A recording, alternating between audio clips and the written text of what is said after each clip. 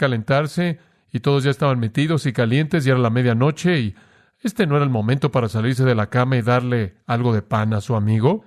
Versículo 8, os digo, Jesús dijo que aunque él no se levante y le dé a su amigo nada porque él es su amigo, sin embargo, debido a su persistencia, él se levantará y le dará lo que él necesita. En otras palabras, lo que él no haría por amistad, él lo hará por dormir, porque el hombre no se va a ir hasta que reciba su pan.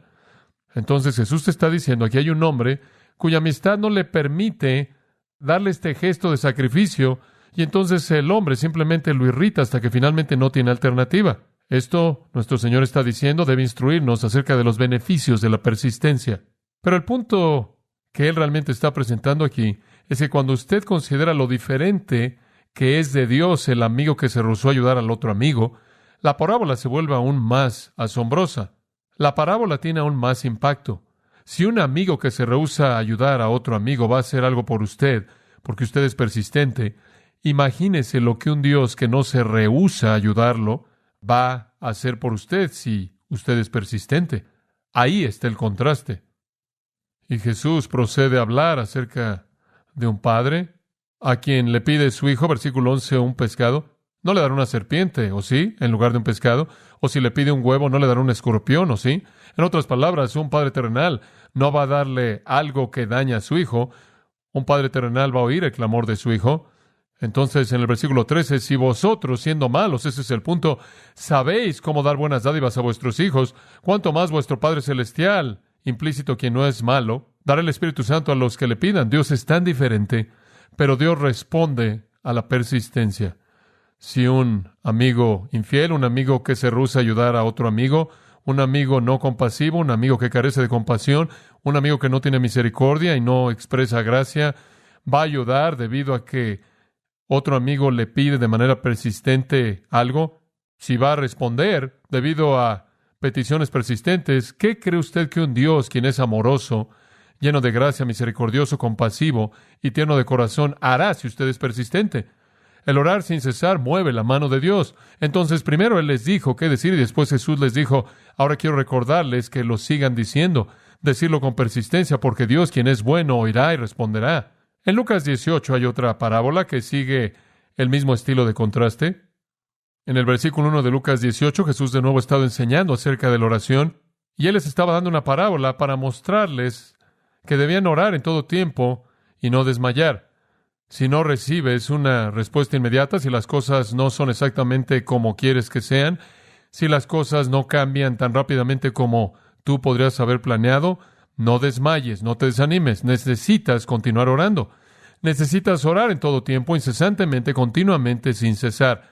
Y después, para ilustrar esto, él dice, había en cierta ciudad un juez que no temía ni a Dios ni respetaba a los hombres. Ahora usted tiene que entender cómo es que llegó a ser juez, pero llegó a ser juez. Y había una viuda en esa ciudad, por lo menos en esta historia, y ella continuaba acudiendo a él, este juez, repetidamente diciéndole, dame protección legal de mi adversario. Aparentemente alguien estaba haciendo todo lo que era posible por quitarle su sustento mínimo en la vida, y ella estaba rogando por justicia en la corte de este juez. Y por un tiempo, versículo 4 dice, él no quería, pero después él se dijo a sí mismo, aunque no temo a Dios, ni respeto al hombre, sin embargo, debido a que esta viuda me molesta, le daré protección legal, no sea que por venir a mí continuamente me agote la paciencia. Esta mujer es un dolor. Lo que no hago por amor a Dios y lo que no hago por amor a la humanidad, lo voy a hacer por estar en paz. Él está diciendo, ya no puedo soportar esta molestia continua. Y después, versículo 6, y el Señor dijo, oíd lo que el juez injusto dijo. ¿Acaso Dios no traerá justicia para sus elegidos que claman a Él día y noche? ¿Se tardará en responderles? Os digo que Él traerá justicia para ellos rápidamente. Como puede ver, Dios es diferente que un juez injusto. Dios es diferente de un amigo que se rehúsa a ayudar a otro amigo. Pero si un amigo que se rehúsa a ayudar a otro amigo y un juez injusto van a hacer lo que se les pide debido al ruego continuo, entonces ciertamente un Dios compasivo, amoroso, lleno de gracia, amable, tierno de corazón, hará más. Ese es su punto. Y entonces Jesús está diciendo, de hecho, oren así.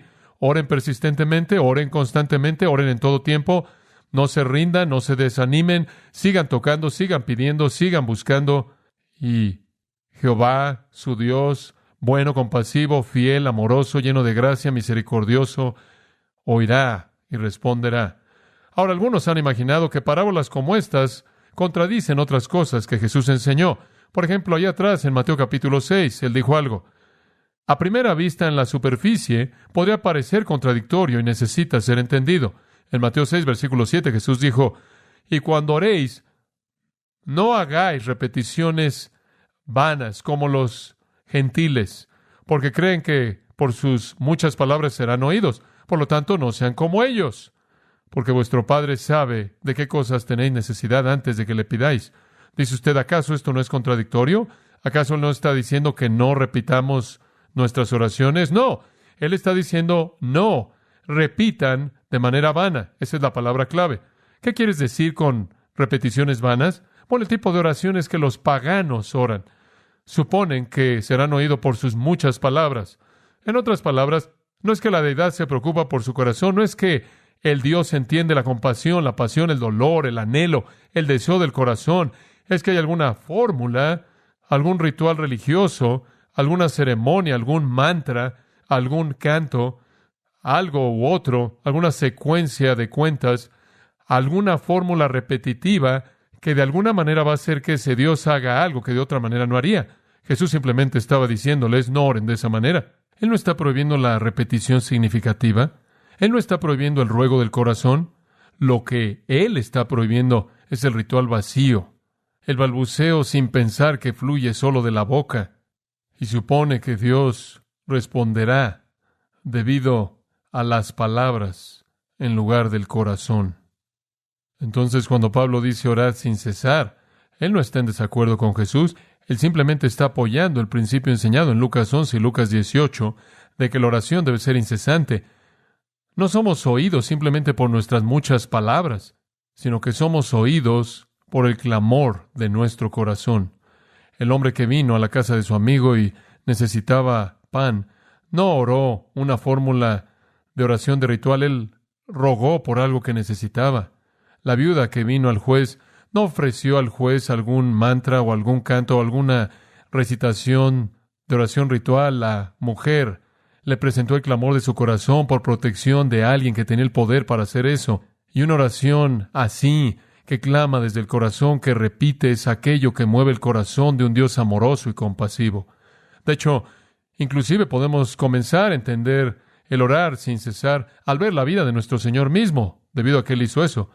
Él obviamente estuvo en comunión constante con el Padre, y lo vemos en las Escrituras levantándose temprano a orar, lo vemos pasando toda la noche en oración. Debió haber sido una comunión interminable e incesante entre Él mismo y el Padre. Hebreos nos dice que Él ofreció oraciones y súplicas con clamor fuerte y lágrimas. Ese es un principio fascinante. Hubo una intensidad en las oraciones de Jesús que es absolutamente única. Eso es absolutamente sorprendente. Cuando Él oró en varias ocasiones, hubo una gran agonía. Y podemos suponer que, aunque las Escrituras no nos relatan todos los detalles de todas sus oraciones, tuvo mucho del mismo tipo de intensidad, como esas oraciones que vemos y nos son reveladas en el texto. Cuando la Biblia nos dice que Él fue al Monte de los Olivos y oró toda la noche, sin duda alguna hubo una intensidad en ese tipo de oración que conocemos muy poco, si es que llegamos a conocer. La gran ilustración clásica que tenemos de la intensidad de su oración viene en el huerto previo a su muerte, en donde lo vemos orando ahí en sudor y en una agonía de sangre. Él está postrado orando y Lucas escribe en el capítulo 22 diciendo, Padre, si tú quieres, pase de mí esta copa, mas no se haga mi voluntad, sino la tuya. Y Lucas escribe, y estando en agonía, él oró con mayor fervor, y su sudor se volvió como grandes gotas de sangre que cayeron al suelo. Hay un tipo de experiencia agonizante intensa aquí que hace que el Señor Jesucristo sude y después comienza a sangrar en ese mismo ambiente de oración. Eso me impacta. También me impacta que en Mateo capítulo 26, versículos 38 al 46, nos dice que Jesús repitió el proceso de su ruego en el huerto durante 3 veces consecutivas. Esta fue una experiencia de oración prolongada. De hecho, sabemos que fue prolongada por tanto tiempo que los discípulos se quedaron dormidos en varias ocasiones. Y entonces En esta agonía prolongada de oración, podemos tener una idea de la vida de nuestro Señor Jesucristo, que es excepcional. Permítame decirle lo que quiero decir con eso. El Señor Jesucristo llevó a cabo muchas obras poderosas cuando estuvo en la tierra. En ninguna de ellas hay ningún esfuerzo aparente de energía. Aunque las Escrituras dicen que virtud salió de Él, no hay nada que Él hace en todas las Sagradas Escrituras, en términos del registro del Nuevo Testamento, que indicaría que hubo algún tipo de agonía, esfuerzo en el proceso de llevar a cabo ese milagro, fuera que Él estuviera dando vista a los ciegos, o dando sentido de oído a los sordos, o haciendo que pudieran hablar los mudos, o dando salud al cuerpo enfermo, o darle la capacidad de caminar a una persona que no podía caminar, o fuera que Él estuviera resucitando a alguien de los muertos, o fuera que Él estuviera alimentando a 5,000 hombres, más mujeres, más niños, 20,000 personas ahí en la costa, o fuera que Él estuviera calmando una tormenta, o fuera que Él estuviera caminando en agua. No importaba lo que fuera. No hay registro de que hubo algún esfuerzo aparente de energía, algún tipo de esfuerzo, algún sudor, alguna gota de sangre, en algún tipo de esfuerzo agonizante para hacer que eso sucediera. Parece que no se involucró cansancio alguno, no hubo esfuerzo alguno, no le costó trabajo alguno hasta que llegamos a la oración. Y cuando Él oró, hubo una agonía, hubo una carga en su corazón, en su ser mismo, que se manifestó en su cuerpo físico. Él oró en una agonía hasta la sangre, un nivel de intensidad que ciertamente habla de la persistencia que Jesús indicó en Lucas 11:18 y que Pablo tenía en mente cuando dijo, orad sin cesar. La primera iglesia se caracterizó por este tipo de oración continua, apasionada, incesante, desde el comienzo. Inclusive antes del día de Pentecostés, en Hechos 1:14, todos los creyentes eran uno, dice, eran de una mente y estaban entregándose continuamente a la oración. Oración incesante, oración constante, oración persistente. Es lo que marcó a la primera iglesia. Cuando los apóstoles estaban estructurando la iglesia para que todo el ministerio pudiera llevarse a cabo, ellos mismos dijeron, no podemos hacer todas estas cosas rutinarias, pero nos entregaremos a la oración. Nos entregaremos a la oración y al ministerio de la palabra. En Hechos capítulo 12, de nuevo, vemos a la primera iglesia. Pedro estaba siendo mantenido en la prisión, pero se estaba elevando oración por él de manera apasionada por la iglesia de Dios. La oración apasionada, incesante, la oración persistente marcó a la primera iglesia. Cuando usted llega a las epístolas, sea que usted esté leyendo Romanos, Efesios, Filipenses, Colosenses, o sea que esté leyendo Primera de Tesalonicenses, usted oye a Pablo exhortando a los creyentes a orar. De hecho, quizás la más significativa de todas esas epístolas es Efesios, al señalar la importancia de la oración. Él dice en Efesios 6:18, con toda oración y ruego, orad en todo tiempo. Es la misma idea, orando en todo tiempo. En la misma epístola que estamos estudiando en este momento, Primera de Tesalonicenses 3, versículo 10, Él da su propio ejemplo. Nosotros, noche y día, oramos. Es simplemente un estilo de vida. Oración incesante, interminable. Colosenses. Me encanta el testimonio de Epafras, siervo de Jesucristo, siempre rogando encarecidamente por vosotros en sus oraciones. Un hombre de oración. Y en el capítulo 4, versículo 2 de Colosenses, él dice, orad, manteniéndose alertas con una actitud de gratitud. La oración incesante, prevaleciente, persistente, insistente, es tan esencial. Quizás Coleridge tuvo razón cuando dijo, la oración es la energía más elevada de la cual el corazón humano es capaz de presentar y el mérito más grande del cristiano sobre la tierra. Pero me temo que si concebimos de la oración como algún tipo de mérito que demanda mucha energía, que es noble y glorioso, la aislamos a algunos cuantos momentos grandiosos en la vida. Es eso, pero también es un tipo de comunión incesante que debe constituir la médula misma de nuestra existencia diaria. Involucra intensidad, esa es la esencia de la oración. Dios es hallado, usted recordará, por aquellos que lo buscan con todo su corazón. Luchar en oración prevalece con Dios. La oración eficaz del hombre justo puede mucho, dijo Santiago. Entonces, mientras que existen todos esos momentos grandes, nobles, de oración agonizante, que demanda mucha energía, la oración también para nosotros es un estilo de vida diario muy, muy evidente. Algunas veces simplemente se vuelve más intenso que otras ocasiones. Orad sin cesar, entonces, es el mandato de Dios para nosotros. La palabra orad aquí es simplemente la palabra general, proseukomai, la palabra más común del Nuevo Testamento para orar. Podrá ser alabanza, podrá ser gratitud, podrá ser confesión, podrá ser petición, podrá ser intercesión, podrá ser sumisión. Es simplemente orar en general. Sin cesar es una palabra que básicamente significa recurrente. No significa hablar continuamente, significa oración recurrente. Como dije, simplemente un estilo de vida. Debemos estar continuamente en oración, continuamente en una actitud de oración. Probablemente ustedes, como yo rara vez me quedo dormido en la noche fuera de estar en medio de una oración. Rara vez me despierto en la oración sin orar. Es a tal grado parte de mi vida el estar en un estado de comunión abierto con Dios. Algunas veces es más intenso que otras veces, pero siempre consciente de su presencia. Me encuentro que me quedo dormido a la mitad de mis oraciones y vuelvo a despertar a la mitad de mis oraciones. Las Escrituras nos dan ejemplos de personas que oraron en la mañana, personas que oraron en la tarde, personas que oraron en la noche, personas que oran 7 veces al día, personas que oran a medianoche, personas que oran toda la noche, personas que oran antes del atardecer, personas que oran por días, personas que oran por semanas, algunas que oraron por mucho tiempo, algunas oraron por poco tiempo, algunas oraron de rodillas, algunas oraron de pie, algunas oraron acostados sobre una cama, algunas oraron postrados en el suelo, algunas oraron con sus manos arriba, algunas oraron con sus manos abajo, algunas oraron con sus manos hacia afuera, algunas oraron con el rostro hacia abajo, algunas oraron con el rostro hacia arriba, etcétera, etcétera. En toda manera, en todo lugar, la oración, orad sin cesar. Ahora, si usted ve nuestro texto una vez más, usted va a ver que es un tipo de compañero del versículo 16. El versículo 16 dice, orad, estad siempre gozosos. El versículo 17 dice, orad sin cesar. Realmente son compañeros en la vida espiritual y tienen un equilibrio hermoso.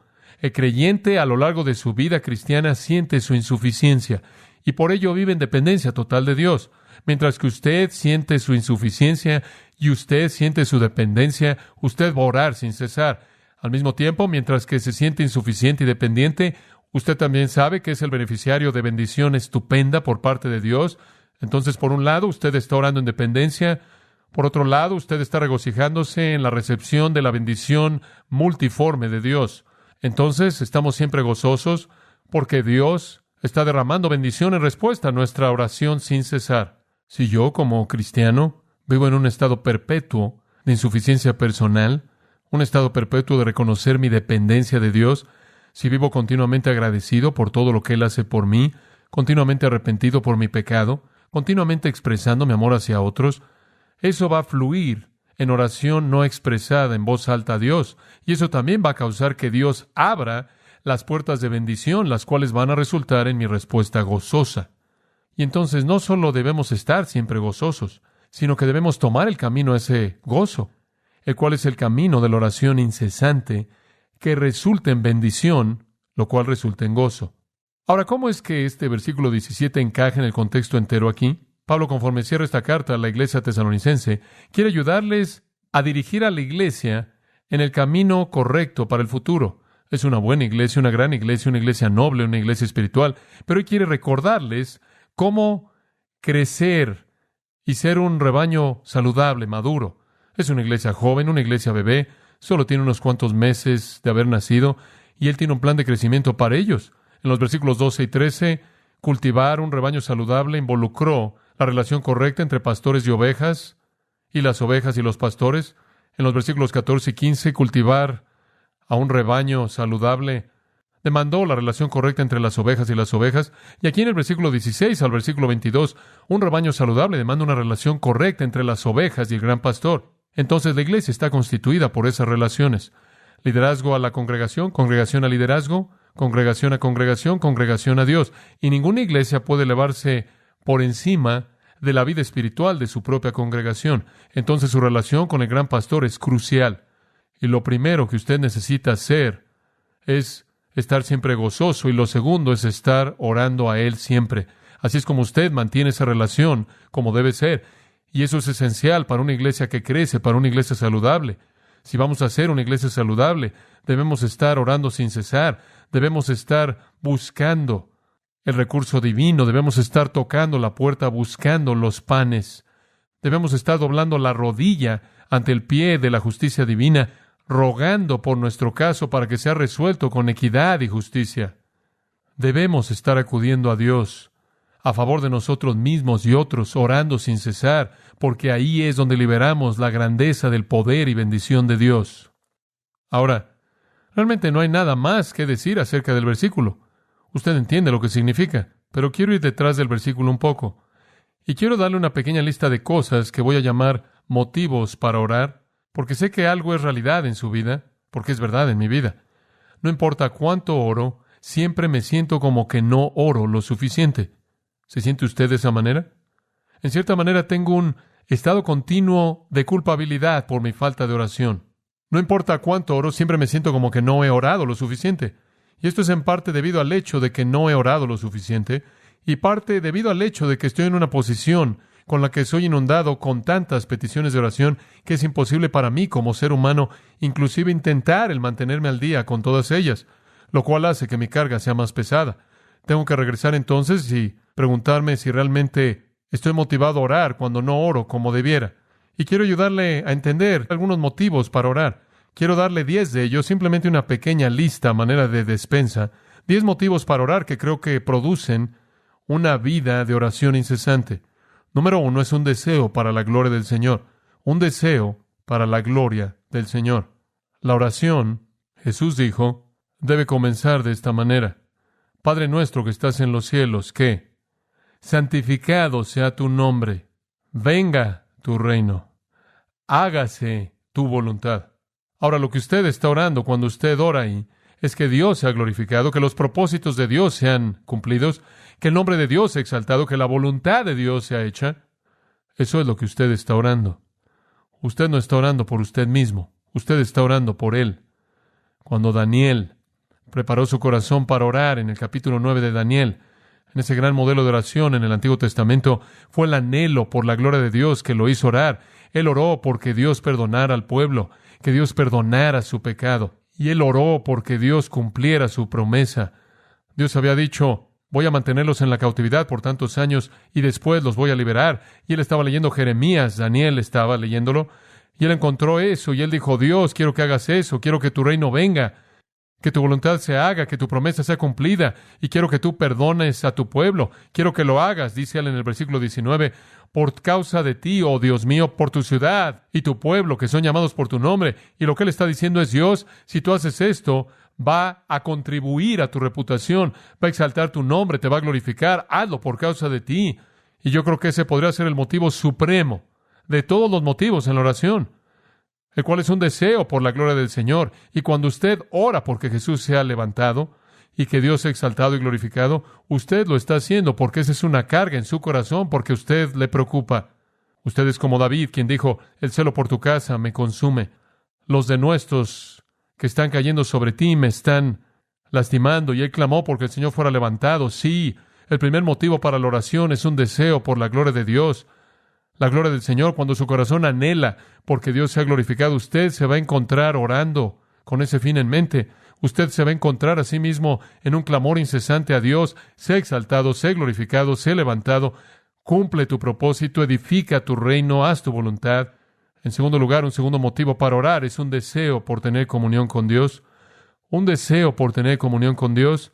El salmista dio palabras tan hermosas, esta verdad, en el Salmo 42, versículo 1. Como el ciervo brama por las corrientes de las aguas, así te anhelo, Dios, el alma mía.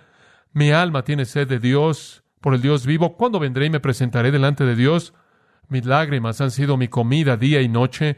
Ahora ya hay un anhelo por Dios.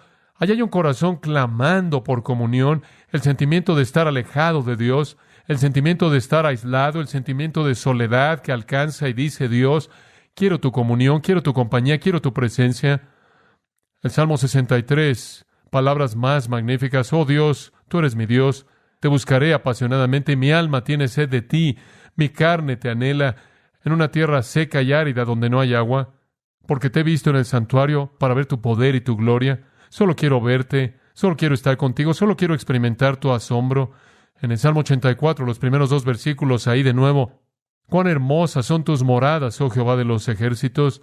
Mi alma anheló, inclusive tuvo deseo por los patios de Jehová. Mi corazón y mi carne cantan por gozo al Dios vivo. Cuán bienaventurados son los que moran en tu casa, el anhelo por estar en la presencia de Dios. Y quizás el más magnífico de todos, Salmo 27, simplemente escuche estas palabras maravillosas. Jehová es mi luz y mi salvación, ¿a quién temeré? Jehová es la fortaleza de mi vida, ¿de quién tendré miedo? Una cosa he pedido de Jehová y esta buscaré, que more en la casa de Jehová todos los días de mi vida, para contemplar la belleza de Jehová y meditar en su templo. Solo quiero estar donde Él está. ¿Tiene usted eso? ¿Tiene usted ese anhelo por comunión dulce? Hay un tercer motivador a la oración incesante, y ese es un deseo porque se satisfagan necesidades, un deseo porque se satisfagan necesidades, no solo las nuestras, sino las de aquellos que nos rodean. El pan nuestro de cada día, dánoslo hoy. Jesús nos enseñó a decir en Mateo 6:11. Es correcto orar porque nuestras necesidades sean satisfechas. Es correcto pedirle a Dios por las cosas básicas de la vida. Esa es una motivación para orar. No obstante, pocos de nosotros somos motivados en esa manera porque tenemos tanto, pero por todo este mundo hay muchas personas que oran porque Dios de manera regular simplemente les dé sus necesidades diarias. No entendemos eso en esta cultura con tanta riqueza, pero es el estilo de vida para muchos de nuestros hermanos y hermanas en Cristo. De hecho, tenemos a un querido hermano quien ha venido de África. Sam y su esposa Nora estuvieron en nuestra iglesia durante 6 años, quizás, antes de que regresaran a ministrar en África.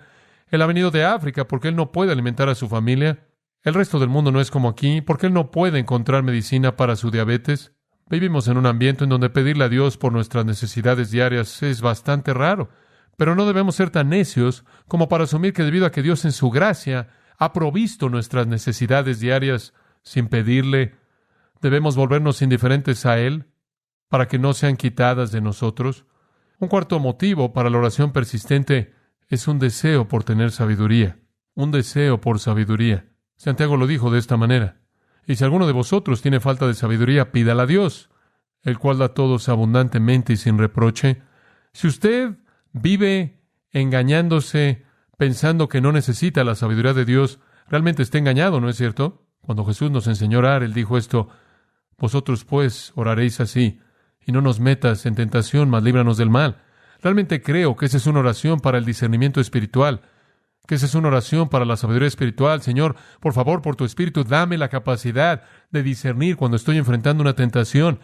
Dame la sabiduría para discernir cuando estoy siendo llevado a algo que es malo. Necesitamos estar orando de manera incesante eso. Necesitamos estar orando todos los días de nuestras vidas. Señor, por favor, líbrame de la tentación y no me lleves en un camino malo. Dame la sabiduría y el discernimiento y el entendimiento y la sensibilidad espiritual y la guía del Espíritu de Dios para que no caiga en las trampas de Satanás y las trampas de la carne y del mundo. ¿Qué motiva la oración? La oración incesante, un deseo por la gloria de Dios, un deseo por tener comunión con Él, un deseo por que las necesidades sean satisfechas y un deseo por sabiduría al caminar en medio de este campo minado que es este mundo. Número 5, la oración es motivada por un deseo de ser liberado de los problemas. Un deseo de ser liberado de los problemas. Hay tantos textos en los Salmos que hablan de esto. Permítame resumirlos en uno que lo dice todo. Salmo 20, versículo 1. Que Jehová te responda en el día de la aflicción. Y ciertamente Él responderá. Ciertamente responderá. Cuando llegamos a esos momentos de gran aflicción, tienden a motivar nuestra oración incesante, ¿no es cierto? Entre más grande es el problema, y entre más grande es la aflicción en la que nos encontramos, con mucha frecuencia es porque no hemos pedido sabiduría. Y entonces caemos en la trampa de nuestra ignorancia y ahora necesitamos ser librados de ella. Y no hay salida humana. Clamamos porque Dios nos libre. Nos recuerda a Jonás, quien por cierto tuvo una vida de oración muy específica. Él se encontró en el estómago de un gran pez. Y dice en Jonás 2:1, Jonás oró a Jehová, su Dios, desde el estómago del pez. Y le voy a decir una cosa. Él no oró por todos los misioneros primero. Él dijo, sácame en breve. Y el Señor lo sacó, el Señor lo libró, y él dijo, clamé a Jehová en mi aflicción, al Señor, y tú me has sacado del foso, oh Jehová mi Dios. Él dijo, estuve allá abajo y me acordé del Señor y clamé y Él me libró. Acudimos a Dios en esos momentos de problemas tremendos, de presión, de estrés, de dolor, de aflicción, y necesitamos su liberación. Eso motiva nuestra oración incesante. 6. Un deseo de alivio del temor y la preocupación. Un deseo de alivio del temor y la preocupación. Eso nos va a hacer orar si somos sabios y tenemos una perspectiva espiritual. En Filipenses capítulo 4, necesitamos recordar esto con tanta frecuencia. Dice, por nada estéis afanosos, sino sean conocidas vuestras peticiones en toda oración y ruego con acción de gracias. Y la paz de Dios, que sobrepasa todo entendimiento, guardará vuestros corazones y vuestros pensamientos en Cristo Jesús. Cuando usted esté en temor y ansiedad y preocupación, esté en aflicción, esté en depresión, ¿qué debe hacer? Simplemente dicho, deje de afanarse, deje de estar ansioso y vaya a orar y ore con un corazón agradecido, y la paz de Dios, que sobrepasa toda comprensión humana, protegerá su corazón y mente. ¿Qué significa eso? La guardará de ansiedad, la guardará de depresión, aflicción, temor, preocupación. Si usted quiere una solución humanamente comprensible, acuda a una persona. Si usted quiere una solución humanamente incomprensible, acuda a Dios.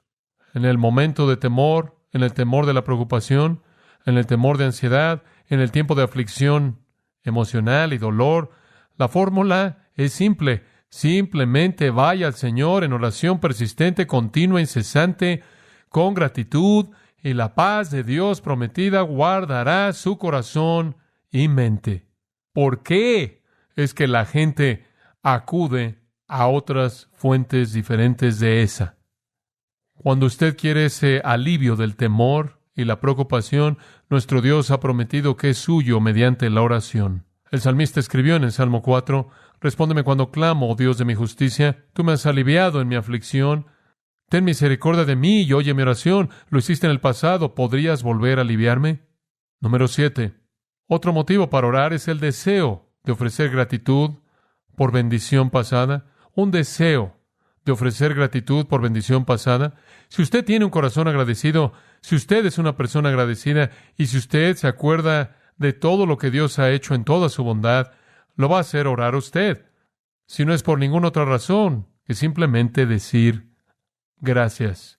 En el Salmo 44 leemos, el salmista dice, oh Dios, con nuestros oídos hemos oído, nuestros padres nos han contado la obra que tú hiciste en sus días, en los días de la antigüedad. Tú con tu propia mano sacaste a las naciones, después los plantaste, después tú afligiste a los pueblos, después tú los esparciste, porque por su propia espada no poseyeron la tierra y su propio brazo no los salvó, sino tu diestra y tu brazo y la luz de tu presencia, porque tú los favoreciste. Tú eres mi rey, oh Dios.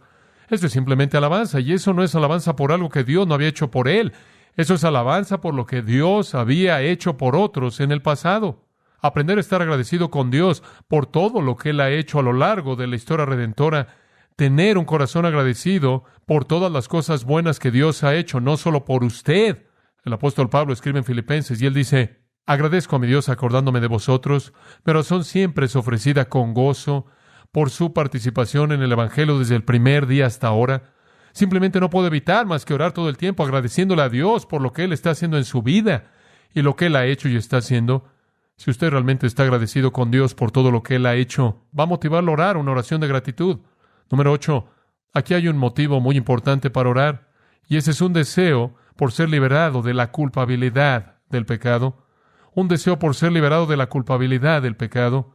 Ese salmo clásico penitencial, el Salmo 32, habla de esto, y solo le estoy dando escrituras seleccionadas de muchas que podrían ser usadas en estos puntos. Pero escucha el Salmo 32 y escuche esto, comenzando en el versículo 3, simplemente para darle el flujo. Cuando estuve en silencio, David dice, mi cuerpo se desgastó. Tuve enfermedad psicosomática como resultado de la culpabilidad. En mi gemir todo el día y noche, tu mano estuvo sobre mí. Mi vitalidad, mis jugos de la vida se secaron como el calor del verano. Yo era un desastre. Los jugos de la vida tienen que ver con el sistema del flujo sanguíneo, el sistema de la saliva, el sistema nervioso, el cual es conducido por fluido. Todos los jugos de mi vida se secaron. La saliva se secó, el flujo de sangre no estaba bien, por lo tanto, tuve problemas fisiológicos. Mi sistema nervioso era un desastre. tuve una fiebre, estaba gimiendo. En el versículo 5 él dice, después reconocí mi pecado a ti, mi iniquidad no te escondí, dije, confesaré mis transgresiones a Jehová, y tú perdonaste la maldad de mi pecado. Confesé y perdonaste. Después de regreso al principio del Salmo, él dice esto, bienaventurado es el varón cuya transgresión ha sido perdonada y cubierto su pecado. Bienaventurado el varón a quien Jehová no imputa iniquidad y en cuyo espíritu no hay engaño. El engaño se acabó. Usted no está cubriendo el pecado, usted lo ha abierto, usted lo ha confesado, y ahora es perdonado y ahora es bendecido. Sí, la oración incesante, la confesión penitencial, es motivada por un deseo a ser liberado de la culpabilidad del pecado. Número 9. Otro motivo para orar es un deseo por la salvación de los perdidos. Un deseo por la salvación de los perdidos. Usted se verá motivado a la oración persistente cuando usted está preocupado de manera compasiva por la gente perdida. Están por todos lados. Y si usted se preocupa por su salvación, va a haber un compromiso casi incesante con orar conforme se cruzan por su camino y su mente. Escucha Romanos 10:1, hermanos, dice Pablo, el deseo de mi corazón y mi oración a Dios por ellos es por su salvación. Pablo dice, estoy orando por su salvación. No puedo ver a personas no salvas sin orar por su salvación. Timoteo, en 1 Timoteo capítulo 2, es mandado por Pablo. Ahí Pablo le dice que Dios quiere que todos los hombres sean salvos y vengan al conocimiento de la verdad. Y después él dice, ahora quiero que los hombres levanten manos santas, orando siempre. ¿Y por qué están orando? Por la salvación de la gente perdida, por quienes Dios ha provisto una salvación. Un deseo por la salvación de los perdidos motiva la oración. Si usted no ora incesantemente, entonces algo está mal con su compasión por los perdidos. Y número 10, la oración incesante es motivada por un deseo por el crecimiento espiritual de los creyentes. Un deseo por el crecimiento espiritual de los creyentes. En Efesios, por ejemplo, capítulo 1, versículo 15, Pablo le dice a los Efesios, versículo 15, por esta razón yo también, habiendo oído de la fe en el Señor Jesucristo que existe entre vosotros y vuestro amor por todos los santos, no dejo de dar gracias por vosotros, haciendo mención de vosotros en mis oraciones. Ahora, ¿por qué estás orando, Pablo? Para que el Dios de nuestro Señor Jesucristo, el Padre de gloria, os dé espíritu de sabiduría y de revelación en el conocimiento de Él. Oro porque los ojos de vuestro corazón sean alumbrados, para que sepáis cuál es la esperanza de su llamado, y cuáles son las riquezas de la gloria de su herencia en los santos, y cuál es la supereminente grandeza de su poder hacia aquellos de nosotros que creemos. Estoy orando por ustedes. Bueno, ¿por qué estás orando? Por su sabiduría, su conocimiento, su alumbramiento, su iluminación, su esperanza. Estoy orando porque el poder de Dios sea liberado en sus vidas. Estoy orando por su crecimiento espiritual. En el capítulo 3, versículo 14, él dice, por esta causa doblo mis rodillas ante el Padre y estoy orando por ustedes. ¿Por qué estás orando? Versículo 16, para que los conceda, según las riquezas de su gloria, el ser fortalecidos con poder por el Espíritu en el hombre interior. Estoy orando por poder espiritual. Versículo 17, estoy orando porque Cristo se establezca en sus corazones y que sean arraigados y cimentados en amor, y para que entendáis el amor que sobrepasa todo conocimiento. Versículo 19, y para que seáis llenos de la plenitud de Dios. Y versículo 20, para que hagáis mucho más abundantemente de lo que podáis pedir o entender. Estoy orando por su crecimiento espiritual. Tenemos mucho por qué orar, ¿no es cierto? ¿Qué lo motiva a orar? Cuando usted desea la gloria de Dios, cuando usted desea la comunión con Él, cuando usted desea que necesidades sean satisfechas por el único que tiene los recursos, cuando usted desea sabiduría y discernimiento, cuando usted desea liberación de los problemas de la vida, cuando usted desea alivio del temor y la ansiedad y la preocupación, cuando usted desea ofrecer gratitud por todas sus bendiciones pasadas y presentes, cuando usted desea ser liberado de la culpabilidad y el pecado, cuando usted desea la salvación de otros y cuando usted desea el desarrollo y crecimiento de los creyentes. En su vida debe haber suficientes recordatorios de estas cosas para mantenerlo orando todo el tiempo, ¿verdad? Entonces, realice un pequeño inventario espiritual. Si usted no está orando sin cesar, es porque algo está mal a nivel de deseo. Algo está mal en el nivel subyacente de la motivación. ¿Cómo motiva es usted? Para mi propia vida, en los años de experiencia que tengo, solo le puedo decir que mi vida de oración es motivada por la palabra de Dios. Es mi tiempo en la disciplina de la palabra de Dios y el estudio de la palabra de Dios que motiva mi vida de oración. O hay otras ocasiones cuando el Espíritu de Dios se mueve en mí, conforme estoy viviendo en obediencia al Señor, que me motiva a orar, claro. Pero si quiero desarrollar un anhelo real porque Dios se ha glorificado, después encuentro que ese anhelo es desarrollado a partir de un estudio de su palabra. Y conforme veo su palabra ser abierta y su plan maravilloso, como Daniel, una vez leo lo que Dios ha planeado para mi propia gloria futura, después el anhelo comienza a incrementarse, a subir en mi corazón porque Él se ha glorificado. Es como Juan, quien al final del libro de Apocalipsis acaba de contar todas las glorias que van a venir con Cristo. Y él no puede evitar más que clamar, oh Señor, ven rápido, y no es por causa mía, sino por tu causa. Entonces, conforme veo el plan glorioso de Dios bosquejado en la palabra de Dios, me consume su reino y su gloria. Me motivan a orar con ese fin en mente, conforme estudio la palabra de Dios y es en esa comunión con Dios, conforme Él se revela a sí mismo en la palabra, conforme aprendo más de su persona y su naturaleza y la majestad de quién es Él, tengo un mayor deseo de tener comunión con Él. Conforme estudio mi Biblia y encuentro todas sus promesas y todas las cosas que Él anhela hacer por sus hijos y cómo Él va a satisfacer todas nuestras necesidades y cómo Él va a proveer todo. Por lo tanto, me veo motivado a orar con ese fin en mente. Y conforme leo las Escrituras y las estudio y encuentro su majestad revelada en su sabiduría, su discernimiento sorprendente, su entendimiento perfecto de todo, hace que yo anhele el tener esa misma sabiduría para que sea mi sabiduría, para que pueda entonces vivir en medio de este mundo difícil. Conforme leo las Escrituras y veo la crónica de los tiempos en los que Él ha librado a su pueblo una y otra